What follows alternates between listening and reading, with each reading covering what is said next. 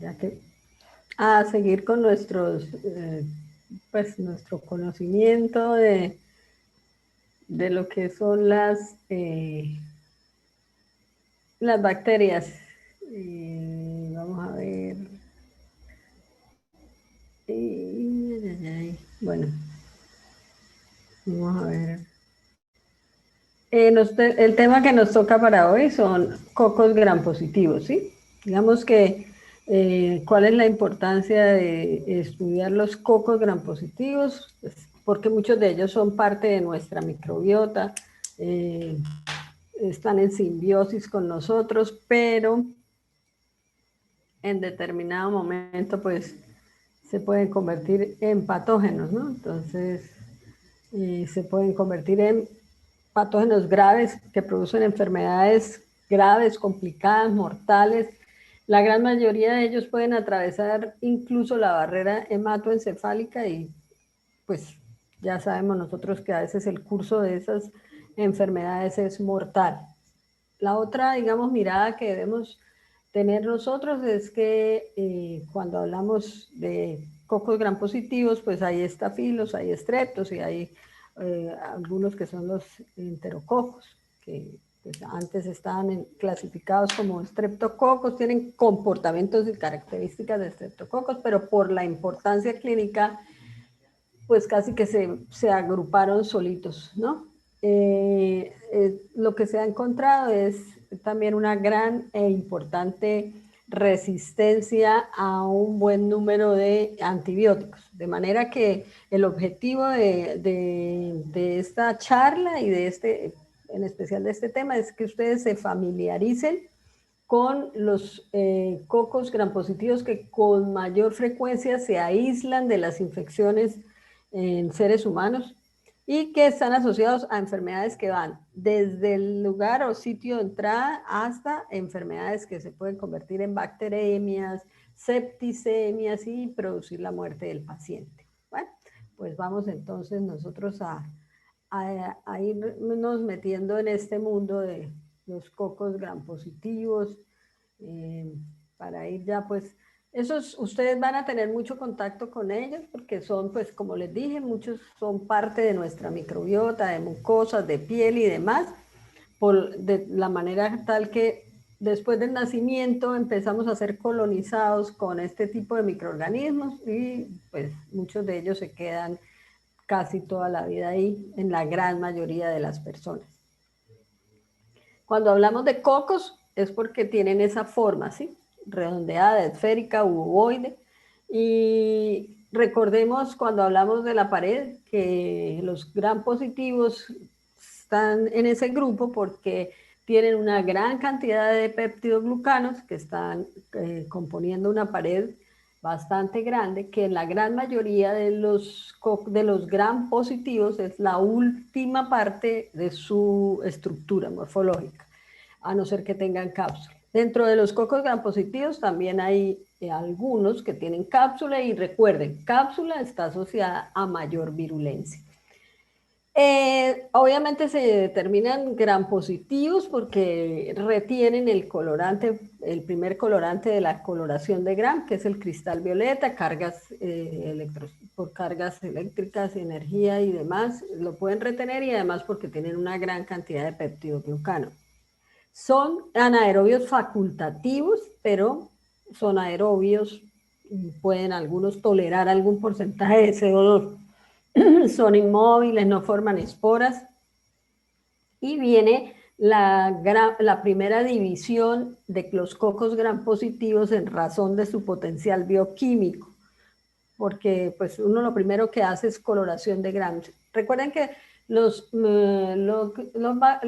bacterias se sitúan anatómicamente de acuerdo a las capacidades que tienen de adaptarse a ese sitio anatómico, ¿cierto? La tolerancia a los ácidos grasos del sitio, a algunos componentes que se convierten en sustancias que no dejan crecer a un grupo bacteriano o a otro, y entonces es importante saber, estos se colocan en mucosas y en piel, pero hay que tener bien presente que pueden extenderse bien por vía hematógena, vía linfática, por contigüidad de un órgano al otro y de una célula a la otra y alcanzan y pueden colonizar casi cualquier sitio anatómico. ¿Sí? Entonces, la primera gran división en los cocos gram positivos nos la permite una enzima que es la catalasa. Entonces, cuando hablamos de cocos gram positivos, catalasa positivos, son los estafilococos y micrococos. Y es pues coherente con su potencial respiratorio, ¿no? Como son gram positivos, esa presencia y esa respiración y el metabolismo de los carbohidratos les va haciendo que ellos acumulen peróxido. Si no tuviesen catalasa, pues el peróxido los lisaría, porque digamos que el peróxido tiene la capacidad de ser un biocida, ¿cierto? Entonces, la gran mayoría de las bacterias aerobias producen catalasa para degradar esa sustancia que podría eliminarlos. Y los estreptococos, como se comportan a veces, y enterococos, fácilmente en sitios en aerobiosis, pues no, son catalasa negativos, no producen la catalasa. ¿Y quién es la catalasa? Pues la catalasa es una hemoproteína de estructura similar a la hemoglobina que tiene la capacidad de descomponer el peróxido de hidrógeno en agua y oxígeno libre. Digamos que el peróxido se forma como uno de los productos finales de la oxidación en el metabolismo aeróbico de los hidratos de carbono. Entonces, de esa utilización del carbono en presencia de oxígeno, pues se va acumulando el peróxido. En el laboratorio es, digamos que una de las pruebas, de las primeras pruebas que se hace cuando se está haciendo identificación microbiológica de una muestra. En el segundo día, primero vuelve y se colorea lo que creció en los medios de cultivo y se hace la prueba de catalasa. ¿Sí? Se pone una gota de peróxido, con un palillo de madera se toma una colonia del agar donde se puso a crecer, en un agar que preferiblemente no sea agar sangre, porque habría un falso positivo, teniendo en cuenta que los glóbulos rojos también producen catalasa, entonces nos iría a dar un falso positivo.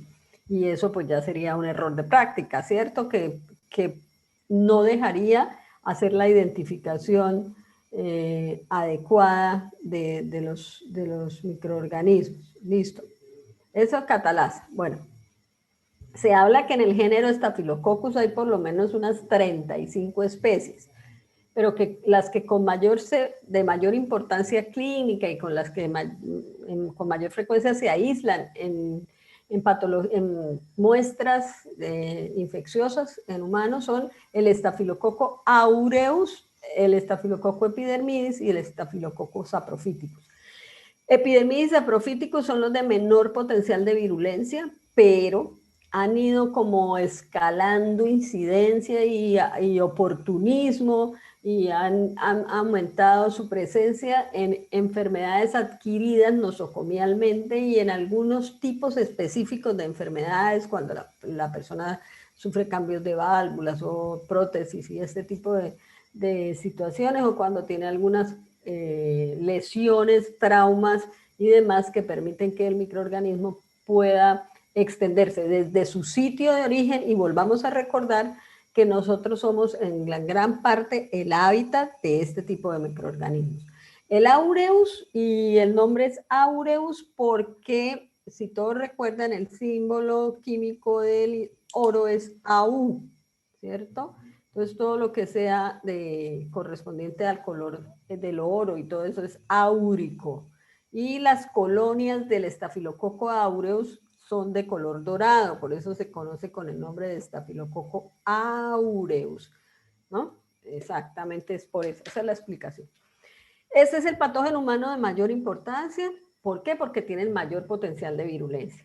Tiene una capacidad bioquímica y enzimática para utilizar los sustratos, lesionar los tejidos, producir extensión y daño, que pueden ir desde una intoxicación alimenticia, lesiones en piel y mucosa o a enfermedades mortales. Este señor, con un agravante, es que tiene en su cromosoma un cassette de resistencia a la metilcilina, Entonces, son bastante resistentes y obviamente desde su cromosoma. Y obviamente pues se han ido adquiriendo mayores resistencias a través de plásmidos.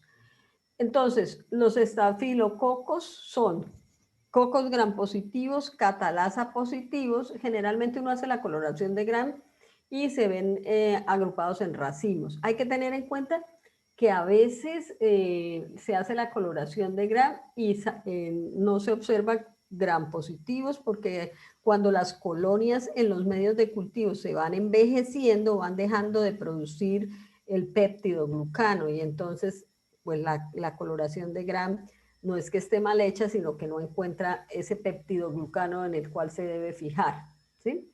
La pared ya sabemos que no solamente le da rigidez, le da la forma, le permite la división y demás, sino que es el sitio de acción de antibióticos, también recuerden que es antigénico, desencadena respuesta inmune, bueno, una cantidad de cosas, y es la pared la que le permite a la gran mayoría de los gram positivos la adherencia y todo su potencial, para, una vez que se adhiere, pues empezar a comportarse como un patógeno. Son anaerobios facultativos, crecen rápido en colonias que varían desde el color dorado hasta el blanco. Generalmente el saprofíticos y epidermidis las colonias son de color blanco, mientras que las del aureus son de color dorado. Son pequeñas, con bordes regulares, convexas, y esto pues acuérdense que la observación de esto nos permite hacer la separación. Esto es lo que uno observa cuando hace una coloración de gram, ¿sí? Cocos gram positivos. Listo. Bueno, ¿cuál es el hábitat de estos microorganismos? Están ampliamente distribuidos en la naturaleza.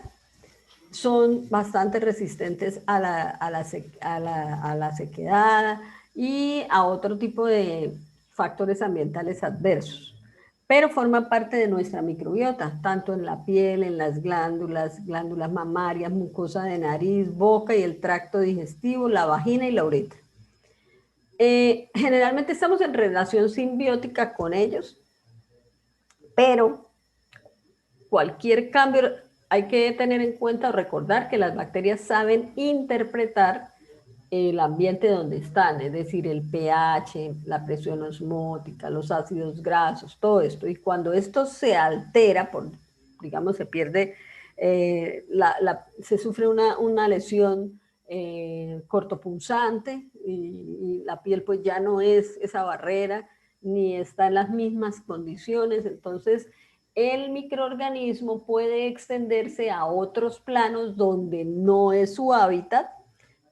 Incluso se puede soltar un émbolo y alcanzar la vía hematógena, ir a otro órgano, ir a hueso, ¿sí? Y ya, entonces aquí ya se va asociando a patologías graves, complicadas.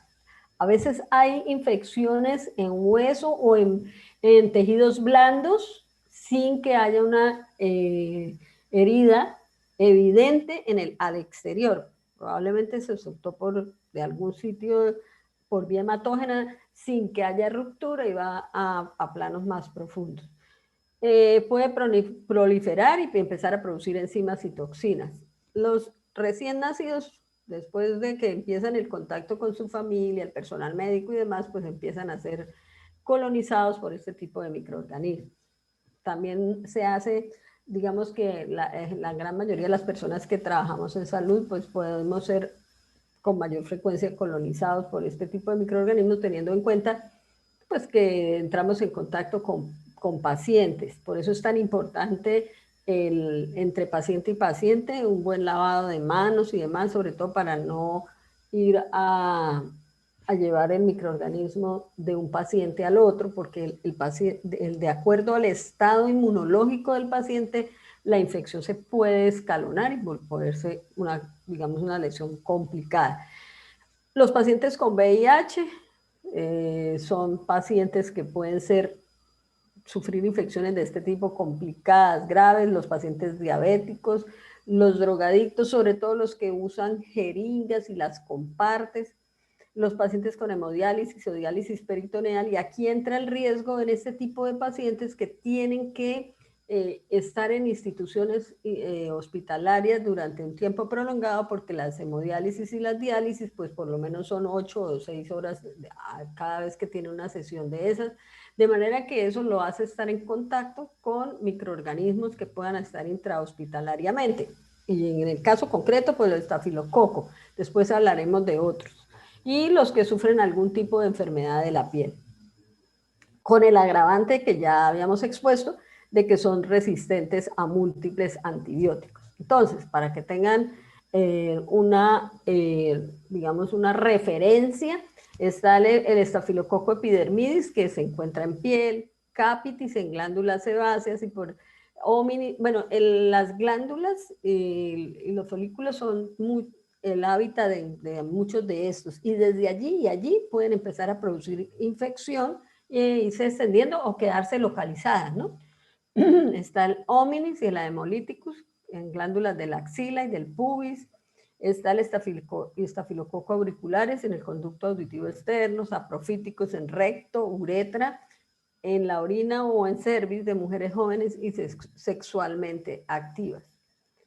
Bueno, en cuanto a la virulencia, el de mayor potencial de virulencia es el estafilococo aureus, por los componentes de la pared, por las toxinas que produce y por las enzimas, entre ellas porque le permiten hacer uso de las células en los tejidos y le facilitan la extensión. Bueno, vamos a ver cuáles son esas estructuras antigénicas que favorecen las infecciones por estafilococo aureus. Ya estamos en el aureus. Entonces está el peptidoglucano, que es importante en la patogénesis de la infección, adherencia, ¿no? Entonces ya empieza a producirse ahí, a tener inicio en la infección. Una vez que se hace presente y se adhiere, pues entonces induce la producción de interleuquinas, de interleuquina 1, que es un pirógeno, hay aumento de temperatura y demás.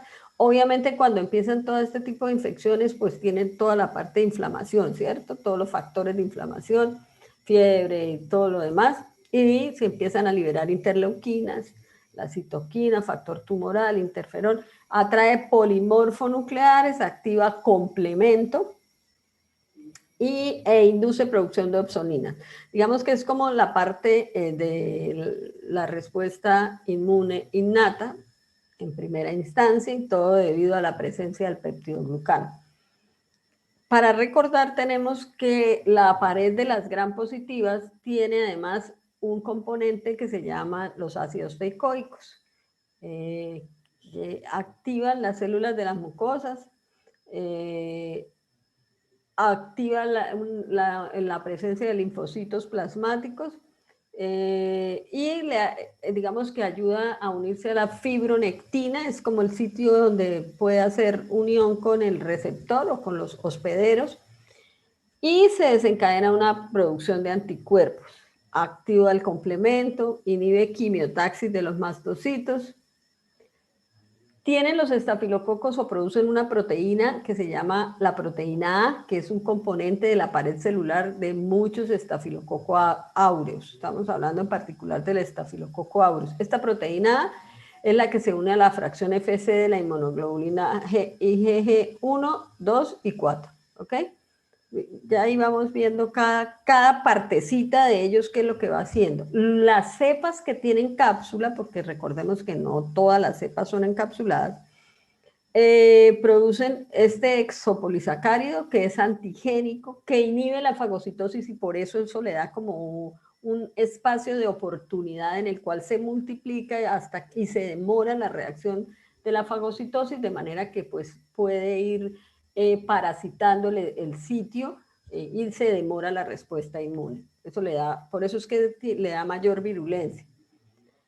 Y como es la parte más externa, pues es la que le ayuda a adherirse a las células del huésped. Hay más o menos 8 inmunotipos de la cápsula de los Staphylococcus aureus. Algunos producen un glicocáliz o slime, que es como una sustancia que le permite adherirse en estructuras que no son las propias del hospedero, sino aquellas que recibe como digamos, las válvulas y otros tipos de cuerpos extraños. Forman sobre estas estructuras como una barrera, como si fuesen microcolonias que las agrupan, ahí las bacterias quedan agrupadas y esto evita la llegada de las células de la defensa y la acción de los antibióticos. Entonces, pues es un foco de reinfección y de persistencia y a veces hay que cambiar esa prótesis.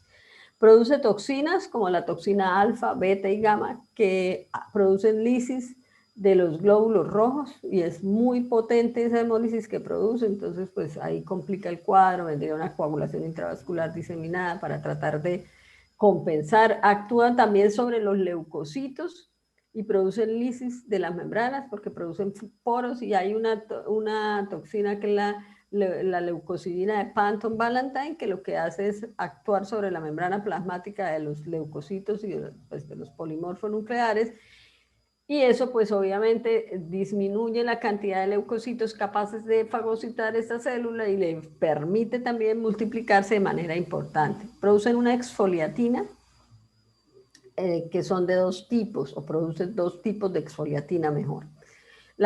Una toxina A, que es termoresistente y está, digamos, codificada cromosómicamente, y hay una toxina, una exfoliatina con una toxina B, que es la termolábil, que está codificada por plasma. ¿Qué es lo que hace esta toxina? Hidrolizar el cemento intracelular y es la causante de lo que se conoce como el síndrome de la piel escaldada. Entonces, la piel enrojecida, húmeda, que si usted le pasa el dedo por encima, pues se desliza con el dedo, se desprende, entonces eso es lo que se conoce con el nombre de síndrome de piel escaldada. ¿Quién lo hace?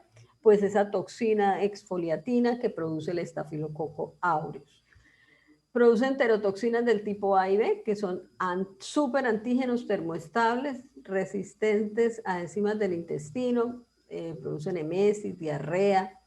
Generalmente digamos que el vehículo por el cual se tiene contacto, o es el vehículo donde entra la bacteria al hospedero, son alimentos ricos en carbohidratos y en algunas proteínas de origen animal, como la carne de pollo. Fácilmente se contamina con estafilococo la carne de pollo y algunos carbohidratos.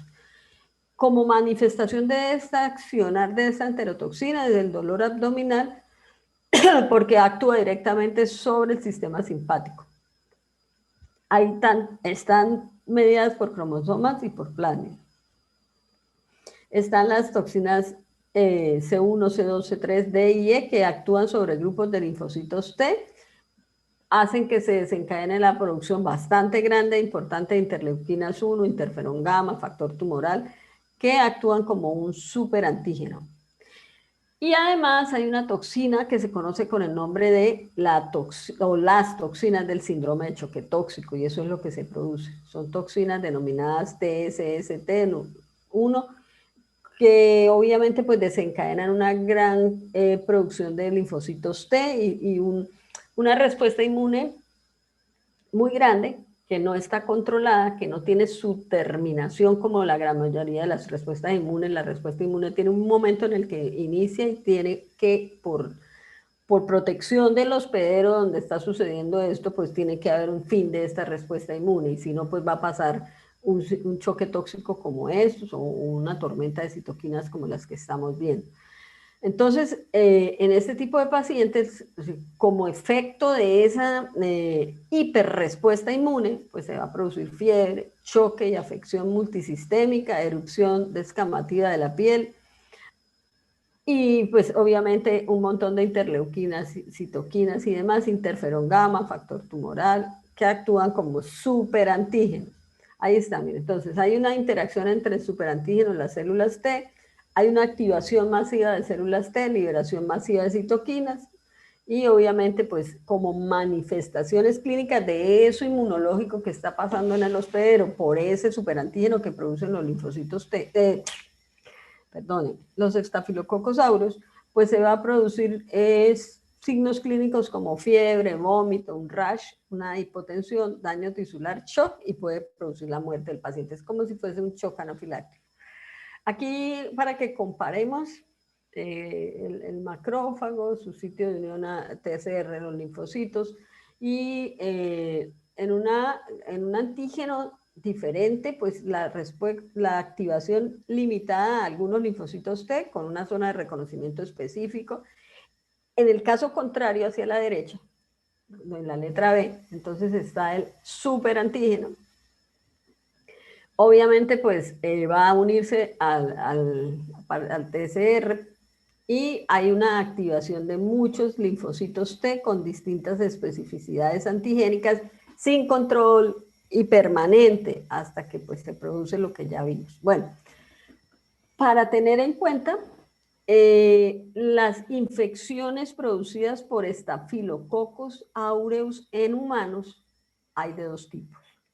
Las lesiones supurativas o piógenas, que es como la lesión clásica con la que uno, al verla, esa lesión supurativa o piógena, la observa y usted la asocia inmediatamente a la presencia de Staphylococcus aureus, que es el que está produciendo ese tipo de lesión supurativa o piógena.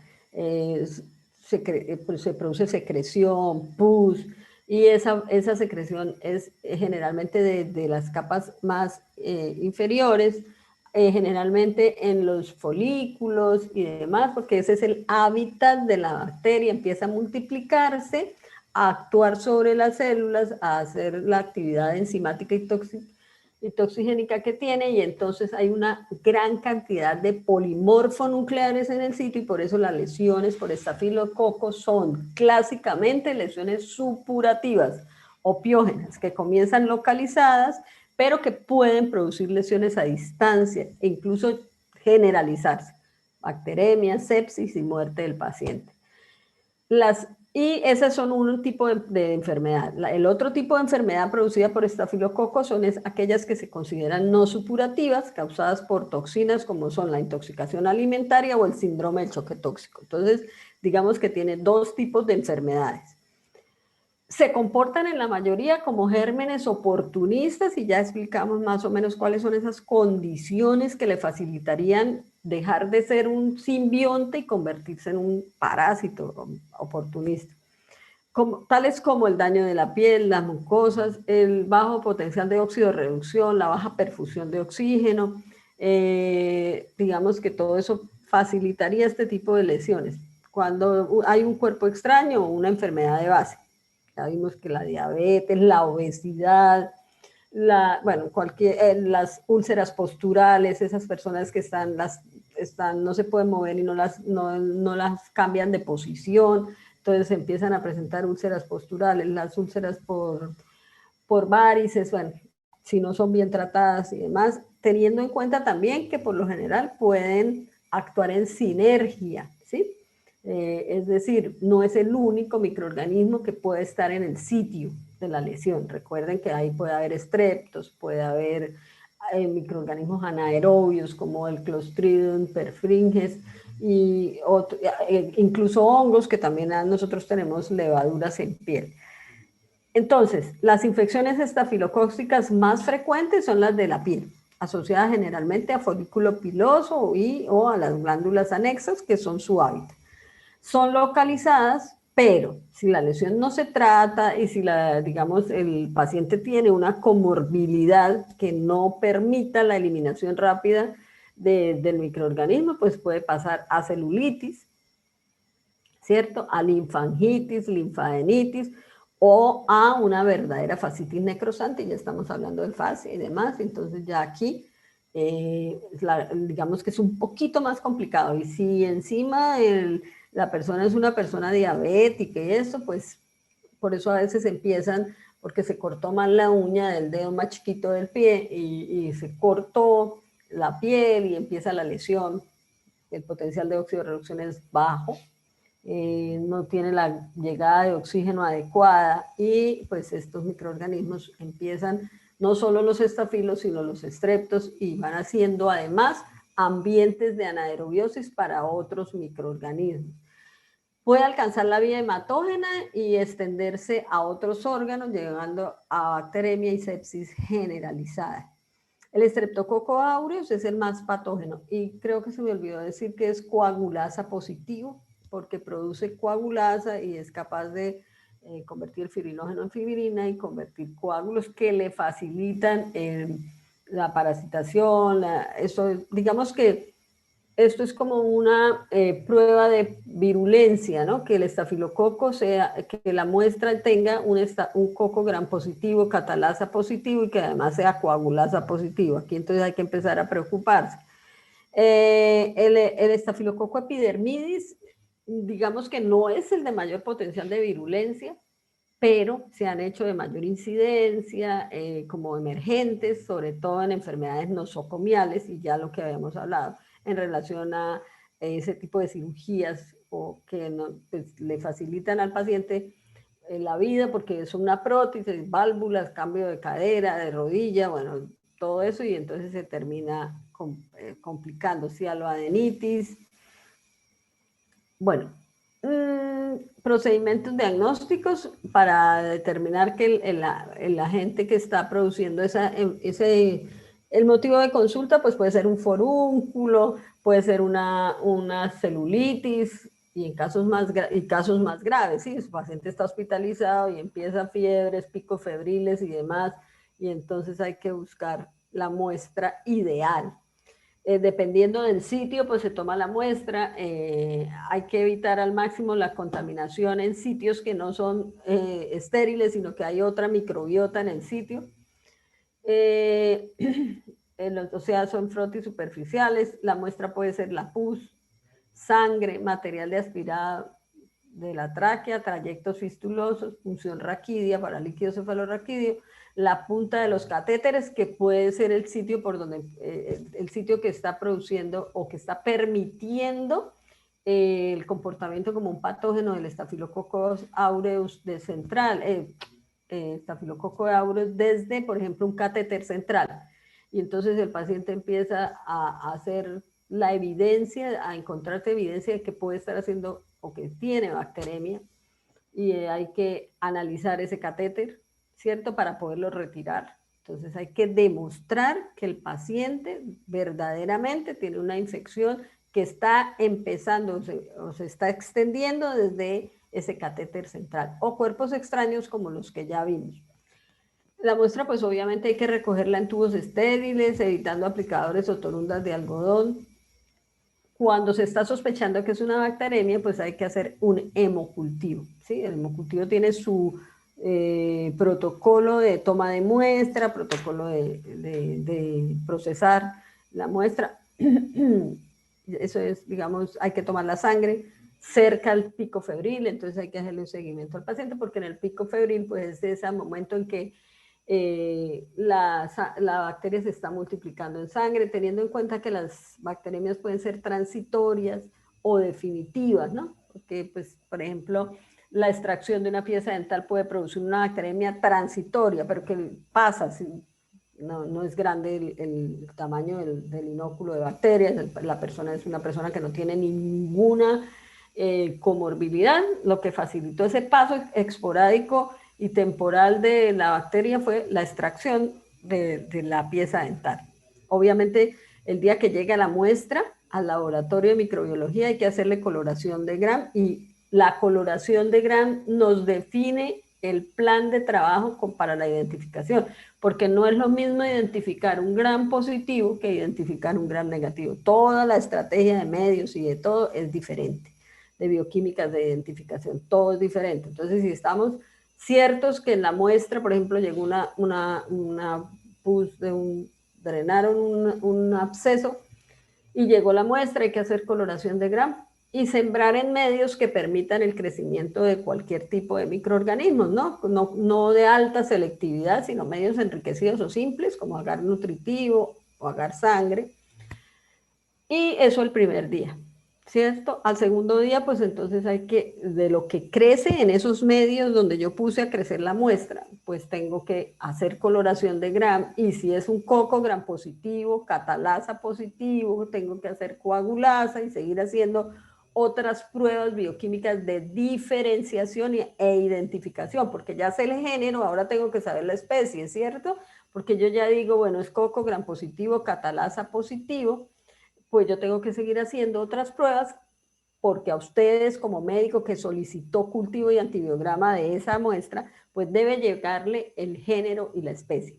Obviamente, pues está la PCR y hay cassettes de pruebas de PCR para las principales bacterias asociadas a infecciones de la sangre, otras para las principales bacterias, bueno, no solo bacterias, microorganismos, tanto virus, parásitos, hongos y bacterias, que son las que con mayor frecuencia se asocian a infecciones de ese tipo. Pero la microbiología es muy importante porque hay que hacer pruebas de sensibilidad a los tratamientos con antibióticos. Ya dijimos que en agar sangre, pero recuerden, la catalasa no se puede hacer de la muestra tomada de agar sangre, ni se puede tomar con una asa metálica porque también nos puede dar un falso positivo. Se debe sembrar en agar ácida de sodio o agar manitol, salado manitol, porque son medios diferenciales y selectivos y ya les voy a mostrar. El cloruro de sodio a un porcentaje por encima de 5, pues entonces va a inhibir a un buen número de microorganismos que no toleran esa cantidad de cloruro de sodio, ¿sí? Y el manitol nos permite diferenciar a los que fermentan el manitol de los que no lo fermentan, teniendo en cuenta que los medios de cultivo pueden ser diferenciales y selectivos. Entonces, coco gram positivo debo hacer la catalasa, ¿cierto?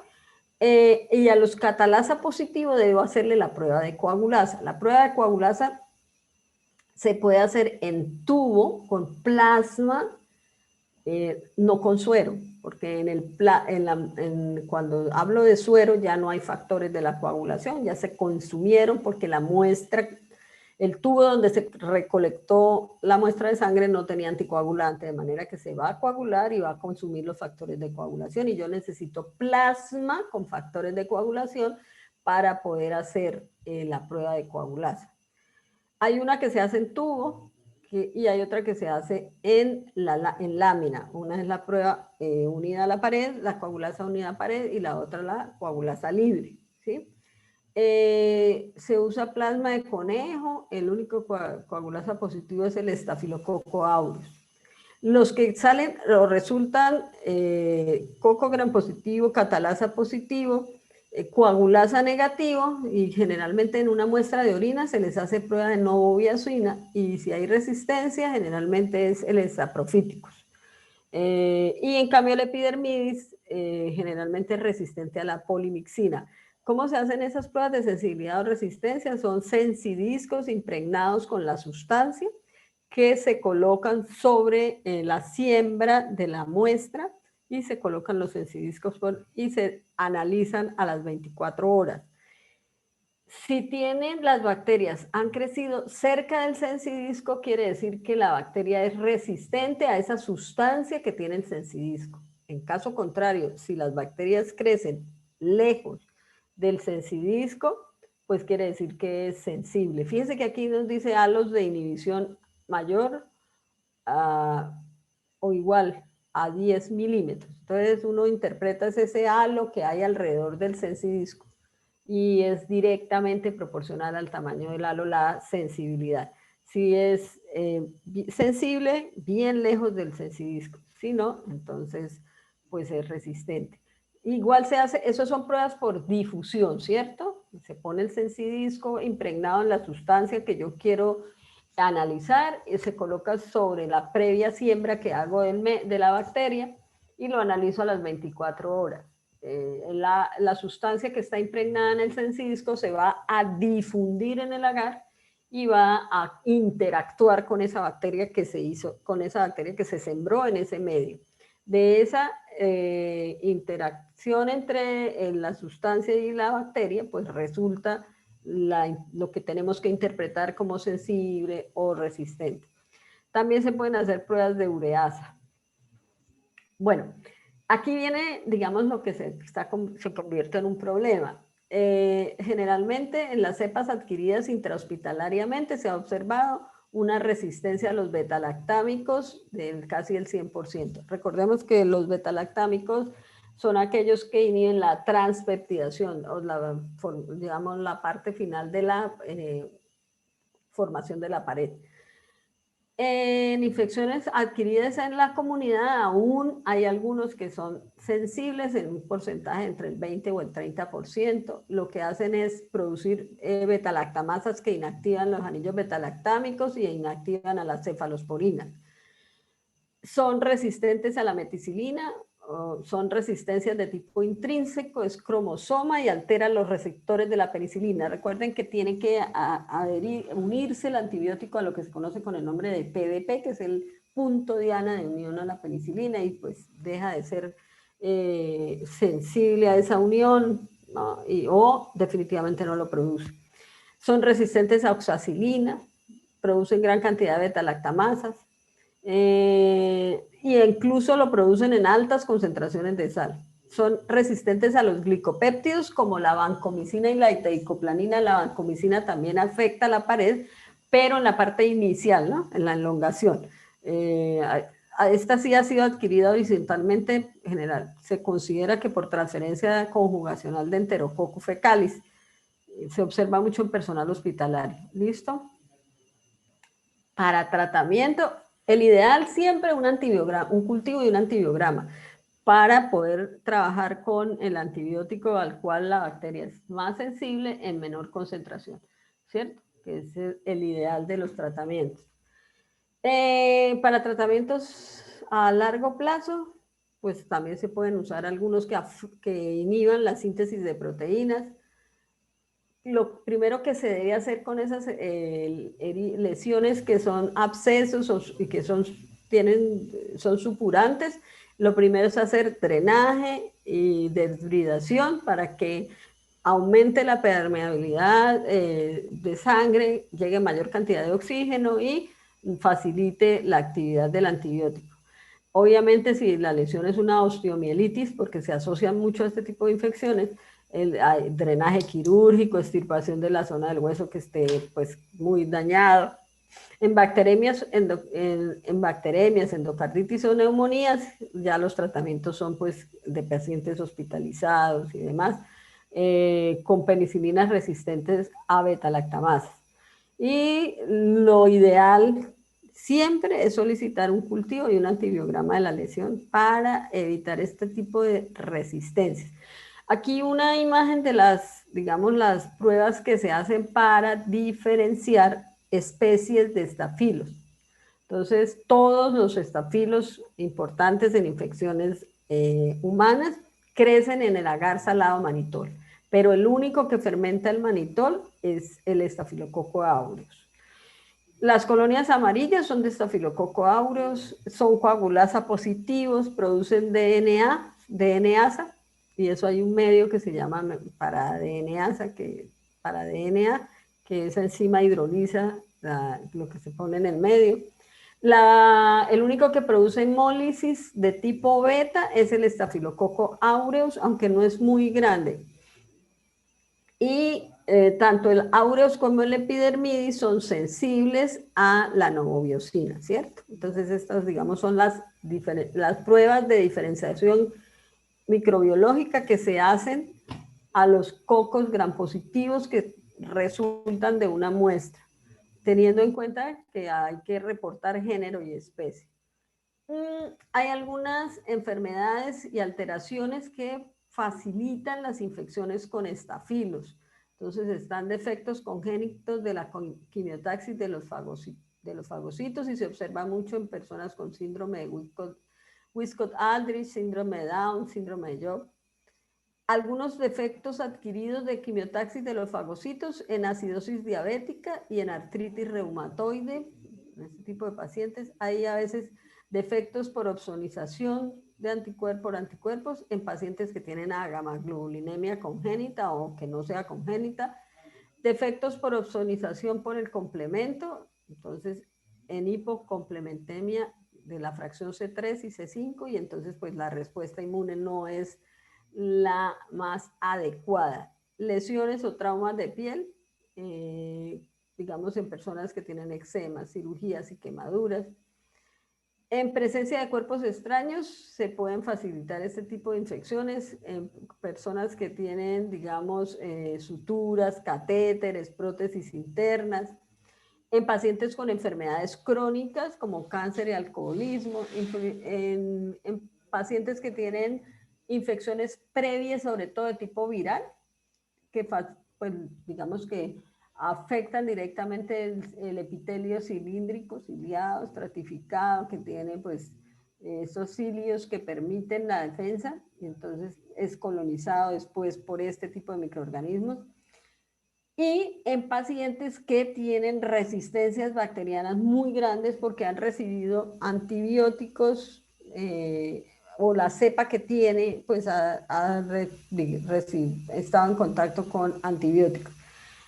Se aíslan en medios de cultivo a 37 grados centígrados, son aeróbicos o microaerofílicos. El pigmento generalmente lo forman en una temperatura entre los 20 y los 25 grados. Colonias redondas, prominentes, brillantes.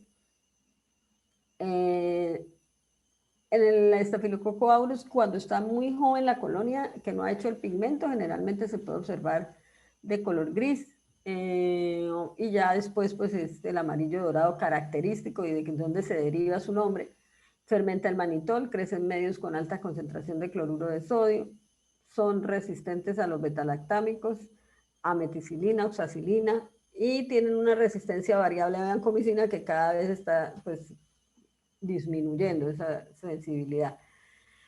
¿Cuáles serían los factores de riesgo para tener en cuenta para evitar pues, el desarrollo de celulitis, infecciones de tejidos blandos, los traumatismos, las laceraciones, quemaduras, abrasiones, fracturas abiertas? O sea que hay que como tener el ojo puesto en este tipo de lesiones para que no se vayan a contaminar. Mordeduras que puedan ser por animales o humanos.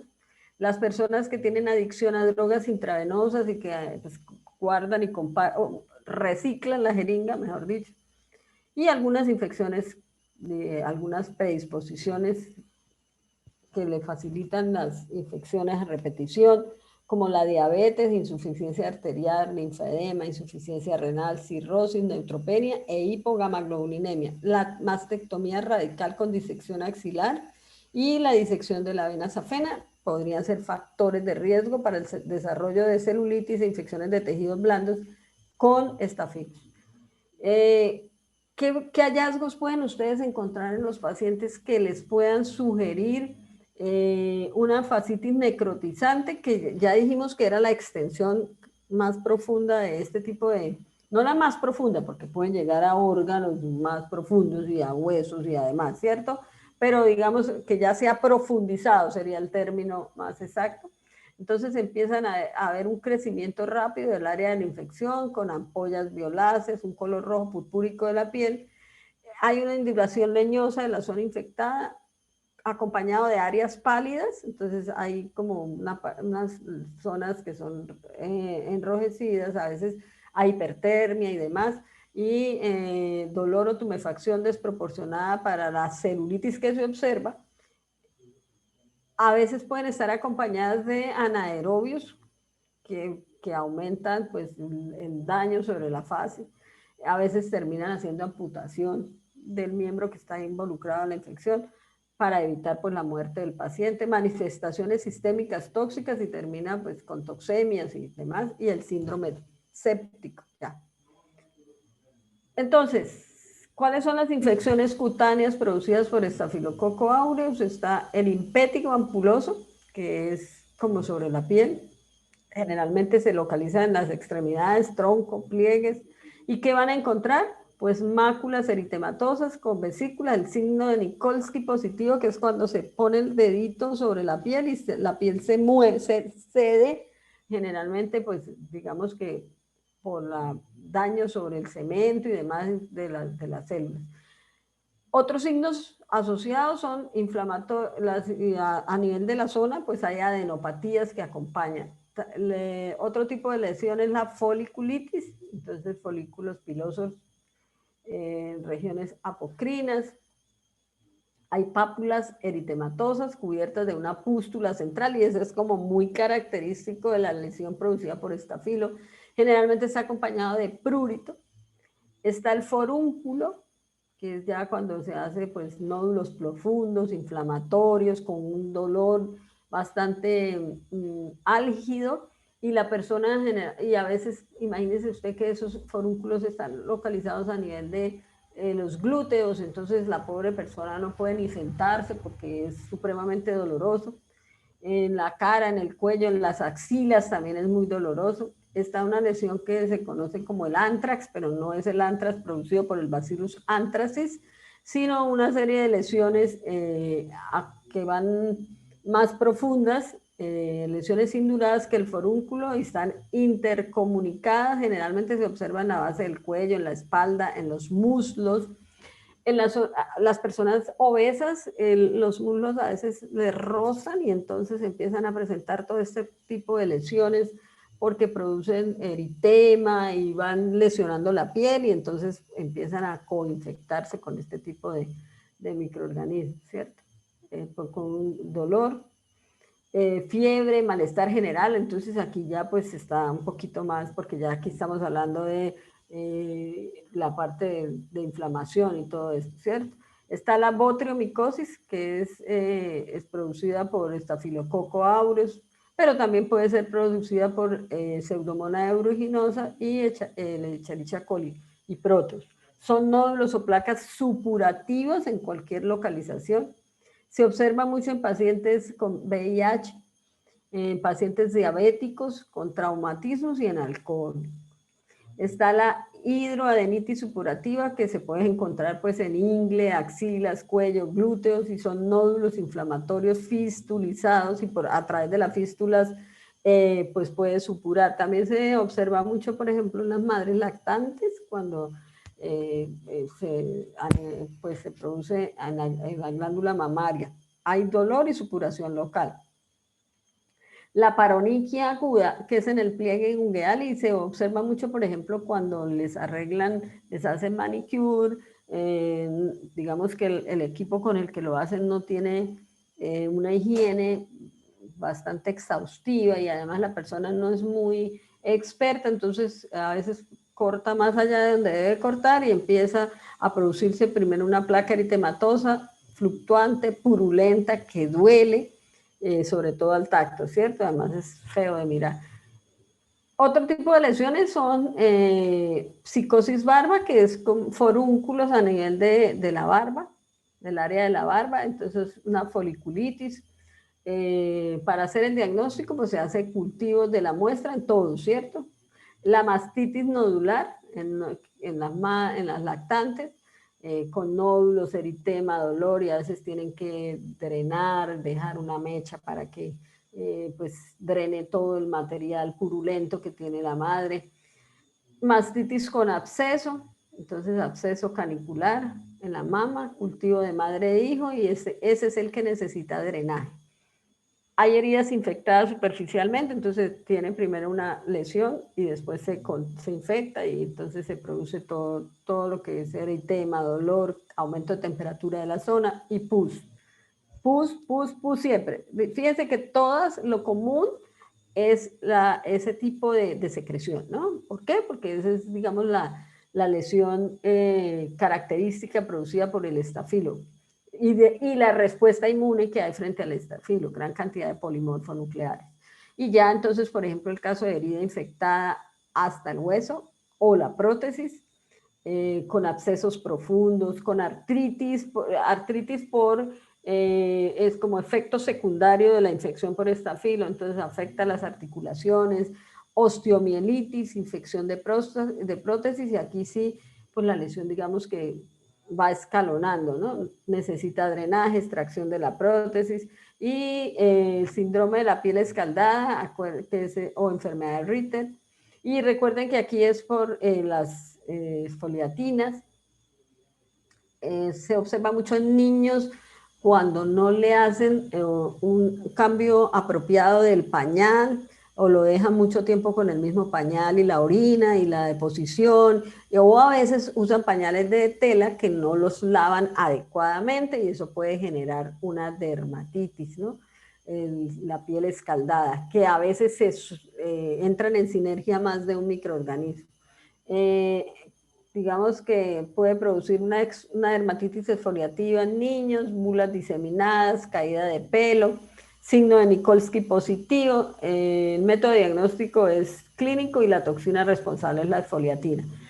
Y las intoxicaciones alimentarias que tienen un comienzo brusco, porque acuérdense que hablamos de toxinas y o uno consume la bacteria en el alimento o puede venir la toxina ya preformada, entonces la aparición de los síntomas son más abruptos, más, en un tiempo más corto. Y digamos que la magnitud de los síntomas depende del tamaño del inóculo, es decir, de la cantidad de bacterias que se adquiera con la ingesta del alimento. Digamos que el comienzo brusco, náuseas, vómito, cólico, diarrea y tiene más o menos una incubación de 2 a 6 horas, o sea que el periodo de aparición es corto y eso sí está si la ingesta fue solamente de la bacteria y mientras se demora, mientras empieza a producir la toxina, pero si ya vienen con la bacteria y ya ha producido la toxina, pues aparece más rápidamente. El diagnóstico es clínico, la toxina responsable es la enterotoxina y en la gran mayoría de los casos es autolimitado, entonces después de un tiempo desaparecen los síntomas y demás, y ya el síndrome de choque tóxico que produce pues ya esto digamos que si no se diagnostica a tiempo, si no se hace el adecuado tratamiento, pues puede producir hipotensión, fiebre, exantema y recuerden que puede producir la muerte del paciente.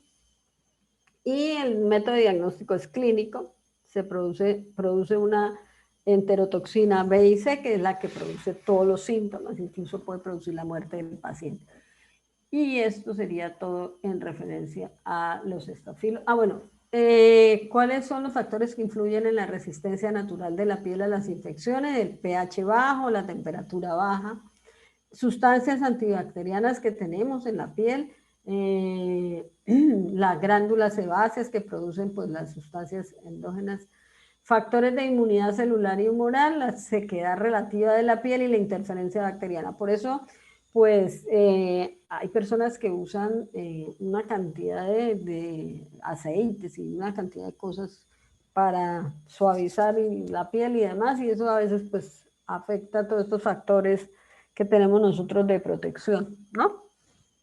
Los corticoides, el exceso de ese tipo de medicamentos pueden también alterar la protección que tenemos nosotros natural a este tipo de infecciones. Y los nichos ecológicos que tenemos, o sea, esos grupos de bacterias que son que son simbiontes en nuestro organismo, pues mantienen alejados a esos microorganismos que pueden ser patógenos o que se pueden convertir en patógenos en determinado momento. ¿Listo? ¿Alguna pregunta?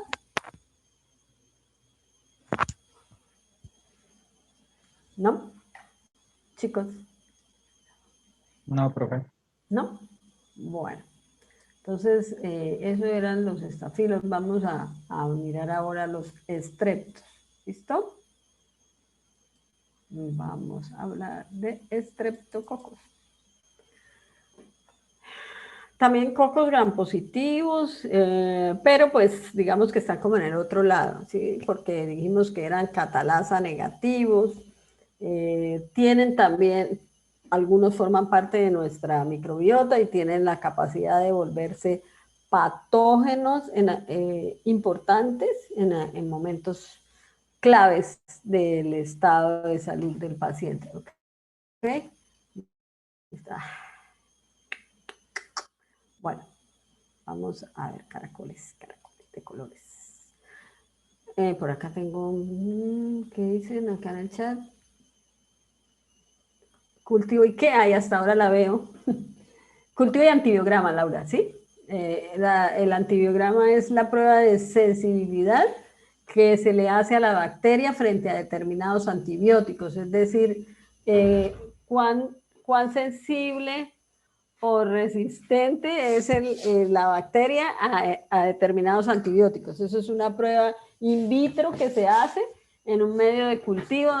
Hay muchas formas de hacer los antibiogramas, pero hay una que es por difusión, ¿sí? Que es en un medio sólido, se ponen tensidiscos impregnados con los antibióticos que sirven para ese tipo de bacterias y en ese sitio anatómico de donde se aisló, porque esos son criterios que hay que tener en cuenta para eso. ¿Listo? Bueno, entonces vamos a hablar de los estreptos. Qué pena, pero hasta ahora vi su pregunta, ¿ok? Bueno, entonces estreptococos, ¿listo? Los estreptococos, pues igual, cocos gram positivos, coagulasa, perdonen, disculpen, catalasa negativos, son anaerobios facultativos, algunos de ellos, y algunos anaerobios estrictos. Recordemos que como son gram positivos, pues tienen ácidos lipoteicoicos que le ayudan a adherirse al epitelio que van a parasitar. Nosotros en nuestras células pues tenemos sitios a los cuales puede hacer adherencia, y no solo este tipo, sino todos los agentes infecciosos pueden producir, pues tienen un sitio determinado en nuestras células en el cual se pueden adherir y empezar a producir toda la virulencia. La pared de los estreptos es la encargada de la virulencia, recordemos, son gram positivos. Bueno, ¿cómo se clasifican fenotípicamente los estreptococos? ¿Cómo se dividen? Los estreptococos producen una hemolicina que nos permite dividirlos en los que son beta hemolíticos, que son los que hacen una hemólisis verdadera, destruyen los glóbulos rojos y dejan zonas claras. Estoy hablando de medios de cultivo que usamos para observarlos, pero igual hacen en el hospedero, ¿cierto? Hemólisis de los glóbulos rojos porque producen hemolicina. Hay beta hemolíticos, que son los que son de la hemólisis completa o verdadera, o sea, destruyen completamente los glóbulos rojos. Los alfa hemolíticos, que hacen una hemólisis parcial, y los gamma hemolíticos, que son los que no producen ninguna hemólisis. Esa sería como la primera gran división microbiológica de acuerdo a la expresión fenotípica de los estreptos. Entonces ahí empezamos a hablar de estreptococos beta hemolíticos, de estreptococos alfa hemolíticos y de estreptococos gamma hemolíticos. ¿Listo? Bueno, y vamos a ir viendo que además en los alfa hemolíticos están dos grupos grandes que son los viridans, que no es un solo microorganismo, sino un grupo de streptococos alfa hemolíticos viridans, y ya vamos a hablar en específico de ellos, y el Streptococcus pneumoniae, que es el agente causal de la neumonía por estreptococo. Y están los gamma hemolíticos que no producen hemólisis, ¿cierto? Y generalmente los enterococos son gamma hemolíticos. Digamos que a los enterococos ya como que los separaron así, no porque no sean estreptos ni que tengan un comportamiento general como en la línea media de los estreptococos, sino que han alcanzado una importancia bastante grande porque están asociados a enfermedades nosocomiales complicadas y además son resistentes a una gran cantidad de antibióticos. Bueno, entonces ya dijimos que la producción de hemolicinas, pero hay otra clasificación que se le hace a los beta hemolíticos, o sea, a los que producen la hemólisis completa, que es la clasificación de acuerdo a ese carbohidrato que tienen en la superficie, que es lo que se conoce como la clasificación de Landsfield.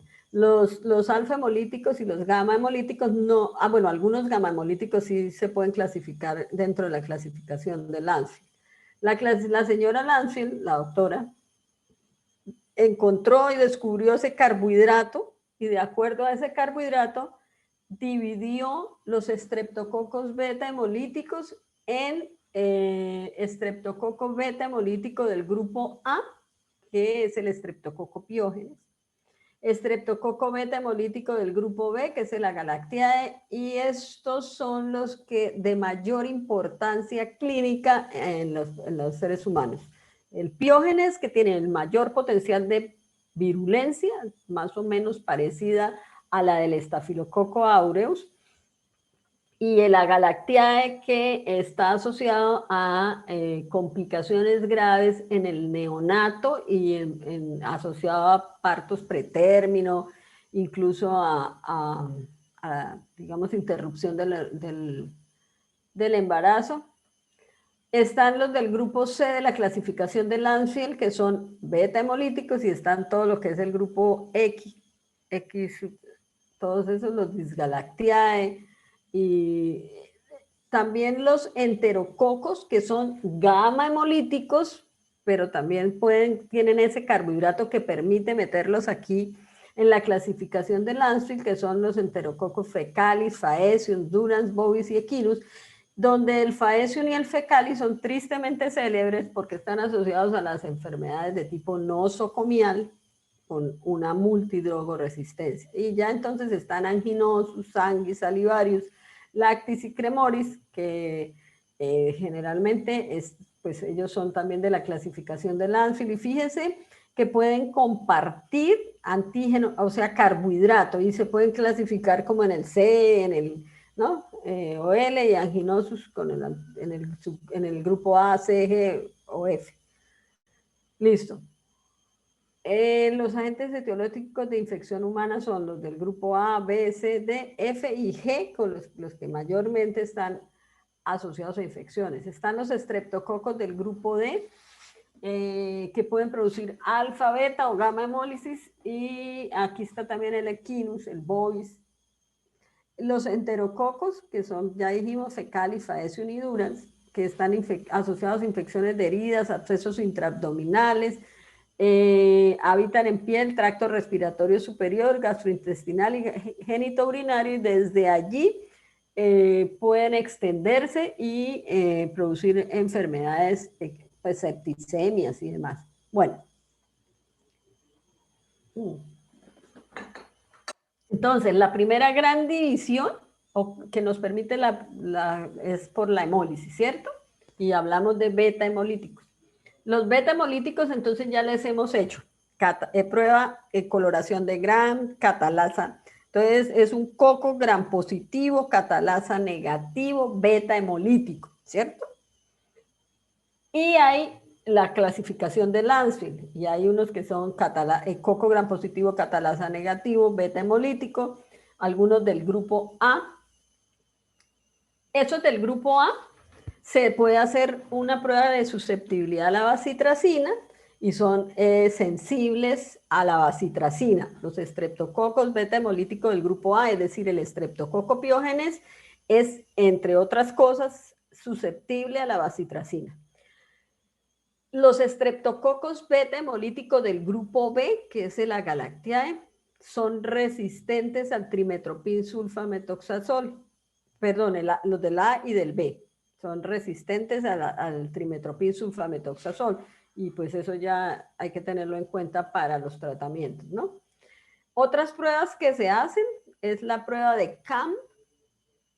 La prueba de CAM es una prueba que se hace para determinar que el estreptococo que tenemos ahí, que es catalasa negativo, beta hemolítico, que pues es por el carbohidrato de pared, es del grupo B de la clasificación de Lanfield, que va a ser resistente a la bacitracina, resistente al trimetoprim sulfametoxazol, pero además produce un factor que se llama el factor CAM, que es que cuando se siembra junto a un estafilococo aureus, esa hemólisis que produce el estafilococo aureus la aumenta, la potencializa, ese factor que produce el estreptococo beta hemolítico del grupo B, que es el Agalactiae, ¿cierto? Entonces, es capaz de hacer que el estafilococo aureus produzca una gran cantidad de hemolicina beta.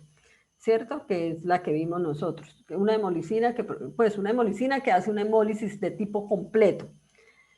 Esas son, digamos, las pruebas que se hacen para confirmar. Si ven la imagen de la izquierda superior, donde se ve un triángulo invertido como una cabeza de flecha, esa es la hemólisis grande que produce el estafilococo aureus cuando se siembra en la misma caja junto a un estreptococo beta hemolítico del grupo B, que es la galactiae. Eso es lo que se llama el factor CAM. Eso que produce la galactiae aumenta la capacidad de hemólisis del estafilococo aureus y es una prueba que se hace para ir clasificando. Bueno, ya vimos entonces, si llega la muestra, se hace una coloración de grama el primer día, el segundo, y se siembra en agar sangre y en agar nutritivo, y por eso les dije que había que sembrarlo en las dos cosas, porque en un principio no sabemos si es estafilo o estrepto, entonces hay que sembrarlo en las dos cosas. Al segundo día se observa el crecimiento en el agar, se observa si hay hemólisis, ¿cierto? Si hay una hemólisis alfa o beta. ¿Cómo analizo yo la hemólisis en el agar sangre? Pues alrededor de la colonia que crece hay un halo que está producido por la actividad de la hemolicina sobre esos glóbulos rojos.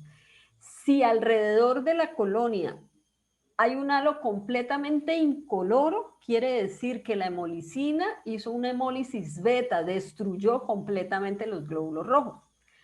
En el caso contrario, si el halo tiene unas tonalidades amarillentas o verdosas, quiere decir que la hemólisis fue parcial, de tal manera que ese estreptococo catalasa negativo que produce hemólisis está produciendo una hemólisis de tipo alfa, ¿cierto?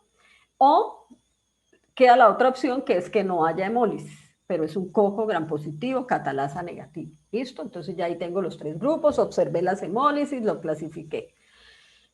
A los beta hemolíticos ya dijimos todas las pruebas que tengo que hacer, pero si entonces es catalasa positivo, perdón, catalasa negativo con hemólisis parcial, entonces estamos frente a un alfa hemolítico. Y aquí tengo dos opciones, o son viridas o son neumococos. ¿Qué tengo que hacer? Estoy hablando microbiológicamente, ¿cierto? Pues hacer una prueba de optoquina, que es en un sensidisco impregnado con un derivado de la quinina que inhibe selectivamente el crecimiento del estreptococo pneumoniae. Es decir, los estreptococos alfa hemolíticos que son sensibles a la optoquina son del grupo del género del estreptococo.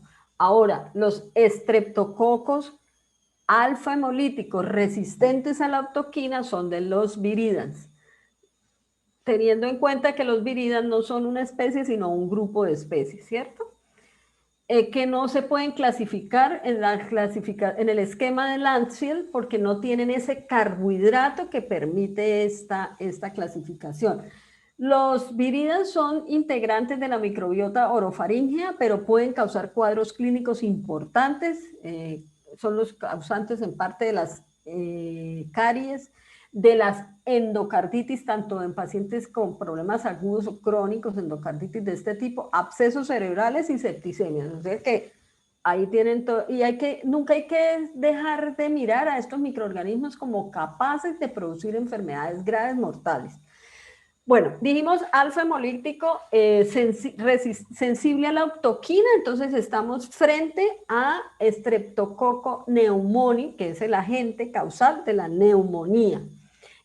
Además hay que completar esa identificación microbiológica con bilis, y el Streptococcus pneumoniae es sensible a la optoquina, soluble en bilis porque se le daña la pared en estas sustancias, y además son capaces de fermentar la inulina. Todo eso es un proceso de identificación microbiológica, ¿cierto? Hoy en día pues hay PCR y demás, pero esto no se puede dejar de lado. Esta sería la prueba de optoquina, ¿cierto? Mire, el sensidisco es esa cosita blanquita que ustedes ven ahí, que está impregnado de la optoquina, se pone sobre la siembra de la bacteria en el agar y obviamente se evalúa las 24 horas. Si ustedes observan bien, tiene un halo de inhibición alrededor sobre el cual no crece el microorganismo. Mírenlo, acá está. Dependiendo del tamaño del radio de este halo, pues el productor de esta autoquina nos dice si le da tanto es sensible y si le da más allá de tanto, menos de esto es resistente, ¿sí? Si hubiese crecimiento bacteriano alrededor de este sensidisco bien cerquita, pues la resistencia es completa, digámoslo. Entonces, la sensibilidad o la resistencia es directamente proporcional al tamaño del halo, ¿ok? Esa es la prueba de octoquina, pero igual se han hecho todas las pruebas que hemos hablado, acitracina, trimetoprim, sulfa, sensibilidades y demás, se hacen de esta forma. Y así se hacen los antibiogramas por difusión. El sensidisco, en vez de tener octoquina, tiene penicilina, cefalosporina, bueno, el antibiótico que sea, trimetoprim, sulfa, lo que sea, y se hace igual, pero no en agar sangre, sino en otros medios de agar, ¿ok? Bueno, pero nos queda el otro grupo, los que no son ni alfa ni beta, sino los que son gamma, ¿cierto? Y aquí, ¿quiénes están aquí? Los enterococos. Y a esto se les hace prueba de PIR, prueba de hidrólisis de la bilis isculina, y además son tolerantes a altas concentraciones de cloruro de sodio. Entonces eso como para complementar el esquema de identificación. Bueno, dejemos hasta acá. ¿Listo? Vamos a empezar a hablar la otra semana de neumococo y el resto de los estreptos. Hay que tener en cuenta que los estreptococos producen enfermedades en el sitio por donde ingresan o donde crecen, porque muchos son microbiota nuestra, por extensión y luego pueden producir infecciones post-estreptocóxicas. Entonces, ahí hay 3 formas de producir las infecciones. ¿Tienen alguna pregunta hasta acá?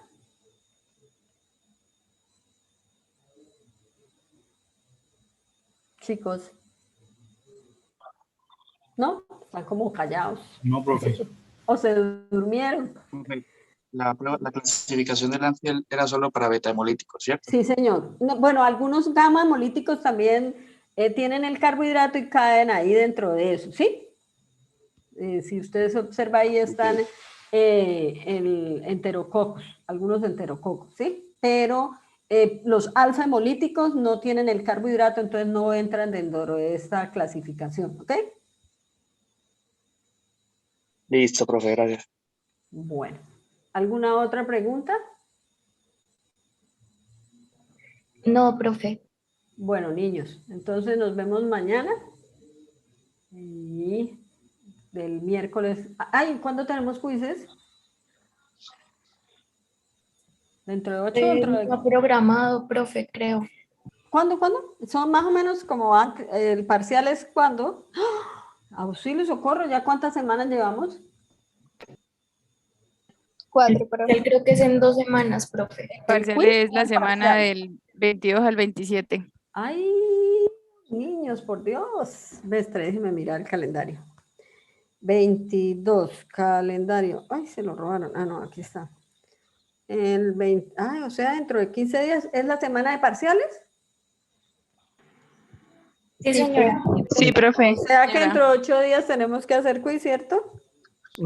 Sí, sería. Yo creo. Bueno, entonces sería miércoles bacterias y jueves hongos. Los quizzes son 5 minuticos, máximo 10 ahí y seguimos con la clase, ¿ok? ¿Listo? ¿Cuántas Listo, preguntas? profe. Profe, Señora. qué pena la pregunta. ¿Será que nos podría pasar las diapositivas? Ay, no. No por envidiosa, sino que es que yo he tenido problemas cuando les comparto las diapositivas porque se limitan a leer solo lo de las diapositivas y de golpe se me ocurre preguntar otra cosa y dicen, ay, pero eso no estaba en la diapositiva, profe. ¿Listo? Hagan el resumen ustedes y verán que repasan lo más de chévere. ¿Ok? Listo, entonces, Vale, profe, gracias. entonces la otra semana tenemos quiz. Ay, Dios mío. Profe, Profe, una pregunta. Señoritas, por allá 2 a la vez. A ver. los compañeros estaban preguntando que cuántas preguntas son para el quiz y si son abiertas o cerradas. Ay, no, abiertas no. No, no, no, no, no, no. No, no, porque no tenemos esto. Eso no pasa acá. Esto, ¿qué les iba a decir? Yo no, de opción de selección múltiple, ¿ok? Listo, profe. Listo. Profe, ¿y por cuál plataforma? El semestre pasado las hacíamos por Classroom. ¿Eso es qué? ¿Cómo se llama eso? Sí, por Classroom. Por formularios de Google. Exacto. Sí, señorita. Entramos por bueno, un link y contestan ahí rapidito, rapidísimo, 5 minutos y ya se acabó. ¿Ok? Listo. Vale, profe.